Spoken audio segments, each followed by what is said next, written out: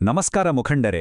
ಮೂಲ ಮಾಹಿತಿಯನ್ನು ವಿಶ್ಲೇಷಿಸುವ ಈ ವಿಶೇಷ ಕಾರ್ಯಕ್ರಮಕ್ಕೆ ನಿಮಗೆಲ್ಲರಿಗೂ ಆತ್ಮೀಯ ಸ್ವಾಗತ. ಇಂದು ನಾವು ಸಾಂಸ್ಥಿಕ ಸಂಸ್ಕೃತಿಯನ್ನು ಸಂಪೂರ್ಣವಾಗಿ ಹೇಗೆ ಬದಲಾಯಿಸಬಹುದು ಎಂಬ ಬಗ್ಗೆ ಕೆಲವು ಪ್ರಾಯೋಗಿಕ ವಿಧಾನಗಳನ್ನು ಚರ್ಚಿಸಲಿದ್ದೇವೆ.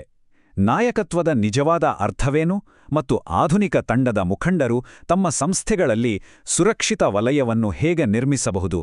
ಬನ್ನಿ ಒಟ್ಟಾಗಿ ಅನ್ವೇಷಿಸೋಣ. ಇಂದಿನ ನಮ್ಮ ಚರ್ಚೆಯ ಹಾದಿ ಹೀಗಿದೆ ನೋಡಿ. ಮೊದಲಿಗೆ ನಂಬಿಕೆಯ ವಿಕಾಸ, ನಂತರ ಸುರಕ್ಷತಾ ವಲಯದ ನಿರ್ಮಾಣ, ಆಮೇಲೆ ಪೋಷಕರಾಗಿ ನಾಯಕರ ಪಾತ್ರ, ಆನಂತರ ಹೃದಯಗಳ ಎಣಿಕೆ ಮತ್ತು ಕೊನೆಯದಾಗಿ ಕಾರ್ಯಾಗಾರದ ಚಿಂತನೆ. ಇದು ನಮ್ಮ ಇಂದಿನ ರೋಡ್ ಮ್ಯಾಪ್. ವಿಭಾಗ 1: ನಂಬಿಕೆಯ ವಿಕಾಸ. ಶಿಲಾಯುಗದಿಂದ ಹಿಡಿದು ಇಂದಿನ ಬೋರ್ಡ್ರೂಮ್ವರೆಗೆ ನಂಬಿಕೆ ಹೇಗೆ ಬೆಳೆದು ಬಂದಿದೆ ಅಂತ ನೋಡೋಣ. ಸ್ವಲ್ಪ ಯೋಚಿಸಿ. ಅಮೆರಿಕನ್ ಮತ್ತು ಅಫ್ಘಾನ್ ಪಡೆಗಳು ಹೊಂಚು ದಾಳಿಗೆ ಒಳಗಾದಾಗ ಕ್ಯಾಪ್ಟನ್ ವಿಲಿಯಂ ಸ್ವೆನ್ಸನ್ ಅವರು ತಮ್ಮ ಜೀವದ ಹಂಗು ತೊರೆದು ಗುಂಡಿನ ದಾಳಿಯ ನಡುವೆಯೂ ಗಾಯಗೊಂಡವರನ್ನು ರಕ್ಷಿಸಲು ಓಡಿದ್ರಲ್ಲ, ಅಂತಹ ನಿಸ್ವಾರ್ಥ ತ್ಯಾಗದ ಮನೋಭಾವ ಎಲ್ಲಿಂದ ಬರುತ್ತದೆ? ಯುದ್ಧಭೂಮಿಯಲ್ಲಿ ಇತರರಿಗಾಗಿ ತಮ್ಮನ್ನೇ ತ್ಯಾಗ ಮಾಡುವವರಿಗೆ ಪದಕಗಳನ್ನು ನೀಡಿ ಗೌರವಿಸಲಾಗುತ್ತೆ. ಆದರೆ ಕಾರ್ಪೊರೇಟ್ ಜಗತ್ತಿನಲ್ಲಿ ನಾವೆಲ್ಲರೂ ಪ್ರೋತ್ಸಾಹಕ ವ್ಯವಸ್ಥೆಯನ್ನೇ ಸಂಪೂರ್ಣವಾಗಿ ಉಲ್ಟ ಮಾಡಿಕೊಂಡಿದ್ದೀವಿ. ತಮ್ಮ ಲಾಭಕ್ಕಾಗಿ ಇತರರನ್ನು ಬಲಿಪಶು ಮಾಡುವವರಿಗೆ ಇಲ್ಲಿ ಬೋನಸ್ ಸಿಗುತ್ತೆ. ಇದು ಎಂಥ ವಿಪರ್ಯಾಸ ಅಲ್ವಾ? ಈ ಟೈಮ್ಲೈನ್ ನೋಡಿದಾಗ ಒಂದು ಕುತೂಹಲಕಾರಿ ವಿಷಯ ಹೊಳೆಯುತ್ತೆ. ಸುರಕ್ಷತೆಯ ಅಗತ್ಯ ಅನ್ನೋದು ಜೈವಿಕವಾಗಿ ನಮಗೆ ಎಷ್ಟು ಹಾಸುಹೊಕ್ಕಾಗಿದೆ ಅಂತ ಇದು ಸಾಬೀತುಪಡಿಸುತ್ತೆ. 50,000 ವರ್ಷಗಳ ಹಿಂದೆ ಕಾಡು ಪ್ರಾಣಿಗಳು ಮತ್ತು ಹವಾಮಾನದಿಂದ ರಕ್ಷಣೆ ಪಡೆಯಲು ಆದಿಮಾನವರು ಗುಂಪುಗಳಾದರು. ಇಂದು ಅದೇ ಮಾನವರು ಆರ್ಥಿಕ ಕುಸಿತ, ಪೈಪೋಟಿ ಮತ್ತು ಹೊಸ ತಂತ್ರಜ್ಞಾನದ ಸ್ಪರ್ಧೆಯಿಂದ ರಕ್ಷಣೆ ಪಡೆಯಲು ಒಟ್ಟಾಗ್ತಿದ್ದಾರೆ.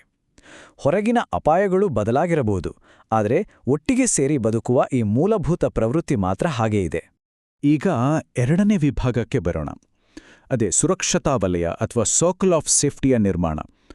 ಆಂತರಿಕ ಬೆದರಿಕೆಗಳಿಂದ ನಮ್ಮ ತಂಡವನ್ನು ರಕ್ಷಿಸುವುದು ಹೇಗೆ? ಸುರಕ್ಷಿತ ವಲಯ ಅಂದ್ರೆ ಏನು? ಇಲ್ಲೊಂದು ಬಹಳ ಮುಖ್ಯವಾದ ಪಾಯಿಂಟ್ ಇದೆ. ನಂಬಿಕೆ ಮತ್ತು ಸಹಕಾರ ಅನ್ನೋದು ಭಾವನೆಗಳೇ ಹೊರತು ಸೂಚನೆಗಳಲ್ಲ. ನನ್ನನ್ನು ನಂಬಿ ಅಂತ ಆರ್ಡರ್ ಮಾಡಿದ್ರೆ ಯಾರೂ ನಂಬೋದಿಲ್ಲ. ನಾಯಕರು ತಮ್ಮ ಸ್ವಂತ ಸೌಕರ್ಯಗಳಿಗಿಂತ ತಮ್ಮ ಜನರ ಜೀವ ಮತ್ತು ಸುರಕ್ಷಿತತೆಗೆ ಹೆಚ್ಚಿನ ಪ್ರಾಮುಖ್ಯತೆ ನೀಡಲು ನಿರ್ಧರಿಸಿದಾಗ ಮಾತ್ರ ಈ ನಂಬಿಕೆ ತಾನಾಗಿ ಹುಟ್ಕೊಳ್ಳುತ್ತೆ. ಜನರು ತಮ್ಮವರ ಜೊತೆ ಸುರಕ್ಷಿತವಾಗಿದ್ವಿ ಅಂತ ಭಾವಿಸಿದಾಗ ಮಾತ್ರ ಅವರು ಹೊರಗಿನ ಅಪಾಯಗಳ ವಿರುದ್ಧ ಒಟ್ಟಾಗಿ ನಿಲ್ತಾರೆ. ಒಂದು ಉದಾಹರಣೆ ನೋಡೋಣ.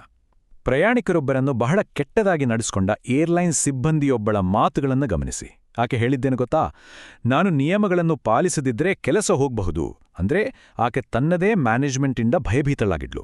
ಸಂಸ್ಥೆಯೊಳಗೆ ಸುರಕ್ಷಿತತೆಯ ಭಾವನೆ ಇಲ್ಲದಿದ್ದಾಗ ಜನರು ಪರಸ್ಪರ ರಕ್ಷಿಸಿಕೊಳ್ಳೋದ್ರಲ್ಲೇ ತಮ್ಮ ಶಕ್ತಿಯನ್ನೆಲ್ಲ ವ್ಯಯ ಮಾಡ್ತಾರೆ. ಇದು ಇಡೀ ಸಂಸ್ಥೆಯನ್ನು ಒಳಗಿಂದೊಳಗೆ ದುರ್ಬಲಗೊಳಿಸುತ್ತೆ. ಹಾಗಾಗಿ ತಂಡದ ಮುಖಂಡರಾಗಿ ಈ ಪ್ರಶ್ನೆಯನ್ನ ಕೇಳ್ಕೊಳ್ಳೇಬೇಕು. ನಮ್ಮ ಪ್ರಸ್ತುತ ತಂಡವ ರಚನೆ ಹೇಗಿದೆ? ನಮ್ಮ ಸದಸ್ಯರು ಪರಸ್ಪರ ರಕ್ಷಿಸಿಕೊಳ್ಳಲು ತಮ್ಮ ಸಮಯ ಮತ್ತು ಶಕ್ತಿಯನ್ನು ವ್ಯಯಿಸುವಂತೆ ಮಾಡುತ್ತಿದೆಯಾ? ಹೊರಗಿನ ಅದ್ಭುತ ಅವಕಾಶಗಳನ್ನು ಬಳಸಿಕೊಳ್ಳುವ ಬದಲು ಆಂತರಿಕ ಘರ್ಷಣೆಯೇ ಸಂಸ್ಥೆಯ ಶಕ್ತಿಯನ್ನು ಗುಟ್ಟಾಗಿ ಕುಗ್ಗಿಸ್ತಿದೆಯಾ ಅಂತ ವಿಮರ್ಶಿಸಿಕೊಳ್ಳುವ ಸಮಯ ಇದು. ಮುಂದಿನ ವಿಭಾಗ ಅಂದ್ರೆ ವಿಭಾಗ 3ರಲ್ಲಿ ನಾಯಕತ್ವದ ಬಗ್ಗೆ ಒಂದು ವಿಭಿನ್ನವಾದ ಹಾಗೂ ಅಷ್ಟೇ ಆಪ್ತವಾದ ದೃಷ್ಟಿಕೋನವನ್ನು ನೋಡೋಣ. ನಾಯಕರು ಅಂದ್ರೆ ರಕ್ಷಕ, ಪೋಷಕರು ಇದ್ದ ಹಾಗೆ. ಈ ಹೋಲಿಕೆ ನಿಜಕ್ಕೂ ಅದ್ಭುತವಾಗಿದೆ. ಒಬ್ಬ ಒಳ್ಳೆಯ ಪೋಷಕರು ಮತ್ತು ಒಬ್ಬ ಅದ್ಭುತ ನಾಯಕರ ಜವಾಬ್ದಾರಿಗಳು ಎಷ್ಟೊಂದು ಹೋಲ್ತವೆ ನೋಡಿ. ಇಬ್ಬರೂ ಅವಕಾಶಗಳನ್ನು ನೀಡ್ತಾರೆ, ತಪ್ಪು ಮಾಡಲು ಜಾಗ ಕೊಡ್ತಾರೆ ಮತ್ತು ಅಂತಿಮವಾಗಿ ತಮ್ಮ ಮಕ್ಕಳು ಅಥವಾ ತಂಡದ ಸದಸ್ಯರು ತಾವು ಅಂದುಕೊಂಡಿದ್ದಕ್ಕಿಂತ ದೊಡ್ಡ ಸಾಧನೆ ಮಾಡಲು ಬೆನ್ನೆಲುಬಾಗಿ ನಿಂತಾರೆ. ನೆಕ್ಸ್ಟ್ ಜಂಪ್ ಕಂಪನಿಯ ಸಿಇಒ ಚಾರ್ಲಿ ಕಿಮ್ ಇದನ್ನೇ ಪ್ರಾಯೋಗಿಕವಾಗಿ ಅಳವಡಿಸಿದ್ದಾರೆ. ಒಂದು ಸಿಂಪಲ್ ಲಾಜಿಕ್ ಯೋಚಿಸಿ. ಮನೆಯಲ್ಲಿ ಮಗು ಸ್ಕೂಲ್ನಲ್ಲಿ ಸಿ ಗ್ರೇಡ್ ತಗೊಂಡ್ರೆ ಅವರನ್ನ ಮನೆಯಿಂದ ಹೊರಗಾಗ್ತಾರಾ? ಖಂಡಿತ ಇಲ್ಲ ತಾನೇ.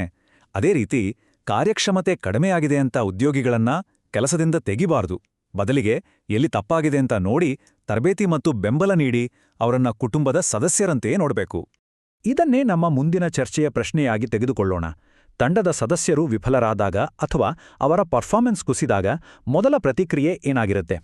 ಅವರಿಗೆ ಶಿಕ್ಷೆ ನೀಡುವುದೇ ಅಥವಾ ತರಬೇತಿ ನೀಡಿ ಬೆಂಬಲಿಸುವುದೇ? ತಂಡದ ಯೋಗಕ್ಷೇಮ ಮತ್ತು ಬೆಳವಣಿಗೆಯ ದೃಷ್ಟಿಯಿಂದ ಇದೊಂದು ಬಹಳ ಮುಖ್ಯವಾದ ಹೆಜ್ಜೆ. ಈಗ 4ನೇ ವಿಭಾಗಕ್ಕೆ ಹೋಗೋಣ. ತಲೆಗಳ ಎಣಿಕೆಗಿಂತ ಹೃದಯಗಳ ಎಣಿಕೆ ಮೇಲು. ಅಂದ್ರೆ ಬಿಕ್ಕಟ್ಟುಗಳು ಬಂದಾಗ ಒಟ್ಟಾಗಿ ಹೇಗೆ ಎದುರಿಸಬೇಕು ಅನ್ನೋದ್ರ ಬಗ್ಗೆ. 2008ರ ಆರ್ಥಿಕ ಕುಸಿತದ ಸಮಯದಲ್ಲಿ ಬಾಬ್ ಚಾಪ್ಮನ್ ಅವರ ಮ್ಯಾನುಫ್ಯಾಕ್ಚರಿಂಗ್ ಕಂಪನಿ 30% ಆರ್ಡರ್ಗಳನ್ನು ಕಳೆದುಕೊಂಡಿತ್ತು. ಕೆಲಸಗಾರರನ್ನು ವಜಾಗೊಳಿಸಲೇಬೇಕು ಅಂತ ಬೋರ್ಡ್ ಒತ್ತಾಯಿಸಿದಾಗ ಬಾಬ್ ಕಟ್ಟುನಿಟ್ಟಾಗಿ ನಿರಾಕರಿಸಿದರು. ಅವರು ಉದ್ಯೋಗಿಗಳನ್ನು ಕೇವಲ ತಲೆಗಳ ಎಣಿಕೆಯಾಗಿ ನೋಡಲಿಲ್ಲ, ಬದಲಾಗಿ ಹೃದಯಗಳ ಎಣಿಕೆಯಾಗಿ ನೋಡಿದ್ರು. ಅವರ ಈ ಮಾತುಗಳನ್ನೊಮ್ಮೆ ಗಮನಿಸಿ. ಯಾರಾದರೂ ಒಬ್ಬರು ತುಂಬಾ ಕಷ್ಟಪಡುವ ಬದಲು ನಾವೆಲ್ಲರೂ ಸ್ವಲ್ಪ ಸ್ವಲ್ಪ ಕಷ್ಟಪಡುವುದು ಮೇಲು. ಇದನ್ನವರು ಹೇಗೆ ಜಾರಿಗೆ ತಂದ್ರು ಅನ್ನೋದು ಬಹಳ ಮುಖ್ಯ. ಸಿಇಒಯಿಂದ ಹಿಡಿದು ಸೆಕ್ರೆಟರಿವರೆಗೆ ಪ್ರತಿಯೊಬ್ಬರೂ 4 ವಾರಗಳ ಕಾಲ ವೇತನವಿಲ್ಲದ ರಜೆ ತೆಗೆದುಕೊಡಬೇಕು ಅಂತ ನಿಯಮ ಮಾಡಿದ್ರು. ಕೆಲಸದಿಂದ ವಜಾಗೊಳಿಸೋ ಬದಲು ಈ ಹಂಚಿಕೆಯ ತ್ಯಾಗದ ಕ್ರಮ ಕೈಗೊಂಡಿದ್ರಿಂದ ಇಡೀ ತಂಡದ ನೈತಿಕತೆ ಅದ್ಭುತವಾಗಿ ಉಳಿದುಕೊಂಡಿತ್ತು. ಈ ಸ್ಲೈಡ್ನಲ್ಲಿರುವ ಆ $20 ಮಿಲಿಯನ್ ಉಳಿತಾಯ ಇದೆಯಲ್ಲ, ಖಂಡಿತ ಅದೊಂದು ದೊಡ್ಡ ಸಾಧನೆ. ಆದರೆ ಅಸಲಿ ಗೆಲುವು ಸಿಕ್ಕಿದ್ದು ಅಲ್ಲಿನ ಉದ್ಯೋಗಿಗಳ ಸ್ವಾಭಾವಿಕ ಸಹಕಾರದಲ್ಲಿ. ಹೆಚ್ಚು ಹಣದ ಅಗತ್ಯವಿಲ್ಲದವರು ಹಣದ ಅಗತ್ಯವಿದ್ದವರಿಗಾಗಿ ತಮ್ಮ ರಜೆಯ ವಾರಗಳನ್ನು ಬದಲಾಯಿಸಿಕೊಂಡ್ರು. ವೇತನ ಕಳೆದುಕೊಳ್ಳಲು ಸಾಧ್ಯವಾಗದವರನ್ನು ರಕ್ಷಿಸಲು ಇತರರು ತಾವಾಗಿಯೇ ಮುಂದೆ ಬಂದ್ರು. ಈ ಪರಸ್ಪರ ಕಾಳಜಿಯೇ ನೈಜ ನಾಯಕತ್ವದ ಅತಿ ದೊಡ್ಡ ಫಲ.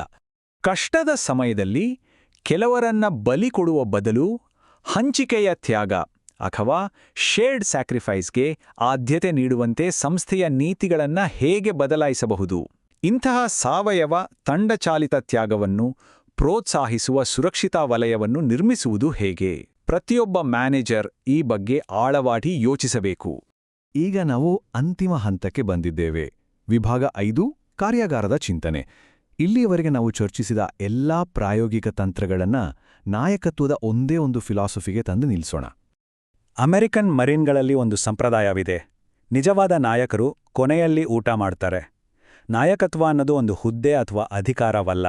ಬದಲಿಗೆ ಕಷ್ಟ ಬಂದಾಗ ಅಪಾಯಗಳನ್ನ ಎದುರಿಸಿ ಮೊದಲು ನಿಲ್ಲುವ ಮತ್ತು ಸೌಕರ್ಯಗಳ ವಿಚಾರ ಬಂದಾಗ ಮೊದಲು ತ್ಯಾಗ ಮಾಡುವ ಸಕ್ರಿಯ ಆಯ್ಕೆಯಾಗಿದೆ ಎಂಬುದನ್ನು ಇದು ಸಾಬೀತುಪಡಿಸುತ್ತೆ. ಈ ಒಂದು ಶಕ್ತಿಶಾಲಿ ಹಾಗೂ ಆಳವಾದ ಪ್ರಶ್ನೆಯೊಂದಿಗೆ ಇಂದಿನ ವಿಶ್ಲೇಷಣೆಯನ್ನ ಮುಕ್ತಾಯಗೊಳಿಸೋಣ. ತಂಡದ ಸದಸ್ಯರನ್ನ ಯಾರಾದರೂ ಕೇಳಿದ್ರೆ, ನಿಮ್ಮ ಮ್ಯಾನೇಜರ್ಗಾಗಿ ನೀವು ನಿಮ್ಮ ಬೆವರು, ರಕ್ತ ಮತ್ತು ಕಣ್ಣೀರನ್ನು ಏಕೆ ನೀಡ್ತೀರಾ ಅಂತ, ಅದಕ್ಕೆ ಅವರು ಏಕೆಂದರೆ ನಮ್ಮ ನಾಯಕ ನಮಗಾಗಿ ಇದನ್ನೇ ಮಾಡ್ತಿದ್ರು ಅಂತ ಎದೆಯುಬ್ಬಿಸಿ ಹೇಳಬಲ್ಲರಾ? ಈ ಮಟ್ಟದ ನಂಬಿಕೆಯನ್ನ ಗಳಿಸಿಕೊಳ್ಳುವುದು ಪ್ರತಿಯೊಬ್ಬ ನಾಯಕನ ಗುರಿಯಾಗಬೇಕು ಎಂಬ ಸವಾಲನ್ನ ನಿಮ್ಮ ಮುಂದಿಡ್ತಾ ಈ ಕಾರ್ಯಕ್ರಮ ನಿಮಗೆ ಸ್ಫೂರ್ತಿದಾಯಕವಾಗಿತ್ತು ಎಂದು ಭಾವಿಸುತ್ತೇವೆ.